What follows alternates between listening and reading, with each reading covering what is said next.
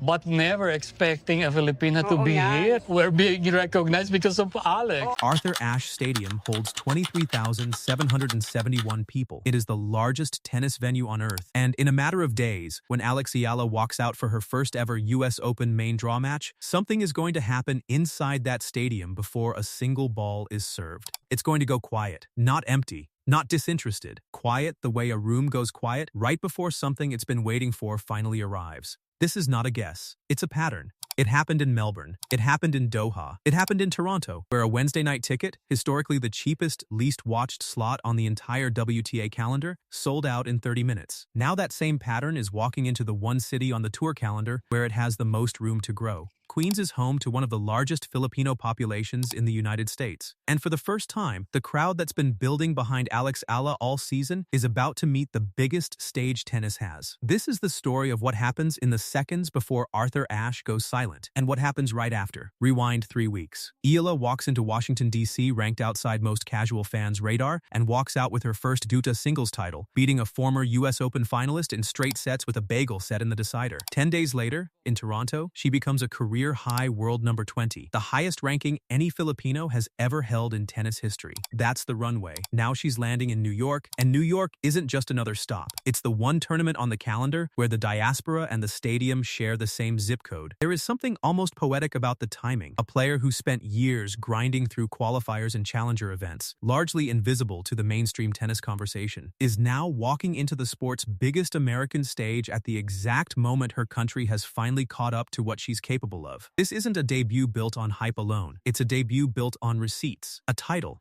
a career-high ranking, a crowd that has already proven, city after city, that it shows up and it stays loud. Here's the tension nobody's talking about yet. For years, tournaments miscalculated Eala's draw power, parking her on small side courts built for a couple thousand people when the real demand was built for a stadium. The question hanging over this US Open is whether the USTA has learned what Toronto already proved. Early scheduling signals suggest her matches are landing on the biggest courts available. If that holds, a Eala night at Arthur Ashe could be the loudest hard-court slam debut American tennis has hosted in years. Tournament organizers have spent an entire season getting this wrong. Court after court, city after city. New York is the test of whether they've finally caught up. Now watch the seconds right before her name is called. This pattern has followed her all season, through 3 different countries and 3 completely different crowds. Thousands of Philippine flags already draped over railings, phones already raised, and for 3 or 4 seconds, nothing. Then her name hits the PA system, and the stadium detonates. That silence, then explosion, isn't nerves. It's what a crowd does when it's been waiting, not just hoping. Hope is loud from the start. Waiting goes quiet right before it isn't anymore. And there is no bigger room in tennis for that silence to live in than Arthur Ashe Stadium. Sponsors already caught on before the fans did the math themselves. Nike put her on the face of its US Open dress campaign weeks before the tournament began. A $140 court dress many in the industry read as a bridge toward a full signature deal. Broadcasters in the Philippines are clearing primetime slots for a hardcourt match that, in past years, would have aired at 3 in the morning local time, if it aired at all. American networks covering the Open are quietly aware that a Eala run doesn't just move ratings in New York. It moves them across an ocean, in a country where tennis has never once had a reason to trend before. This is what it looks like when a sport realizes, almost too late, that it has been underselling its own biggest opportunity. None of this comes free, though. A 7-match win streak this summer ended in a bagel set loss in Toronto. A blunt reminder that a 21-year-old carrying a nation's expectations is still, mechanically, a 21-year-old. The Arthur Ashe crowd she's stepping into isn't just support, it's pressure with a passport. Every debutant who has ever walked into that stadium with a full house behind them has had to answer the same question. Does the crowd lift you, or does it lean on you until you buckle? Eala's answer this season, match after match, has been to grow louder right alongside the crowd instead of shrinking away from it. That's the exact pattern the Open is about to test, at the highest volume she has faced yet. If you've been following this run since before DC, before Toronto, before the general sports world learned how to spell her name, you already know this isn't hype. It's a pattern, repeated enough times now that it's stopped being a coincidence. Subscribe now so you don't miss the moment Arthur Ashe actually goes quiet, and the moment it doesn't stay that way for long. 23,771 seats. A country of 110 million watching through, however many of them are lucky enough to be inside that building. A dress already on shelves before she's played a single point wearing it. A silence that has followed her from Melbourne to Toronto and is about to meet its biggest stage yet. The question isn't whether Arthur Ashe goes quiet when Eala walks out. It's what happens in the noise that follows. Drop your prediction below. How far does she go in New York? And if you called this before the world caught on, say so in the comments. You've earned it.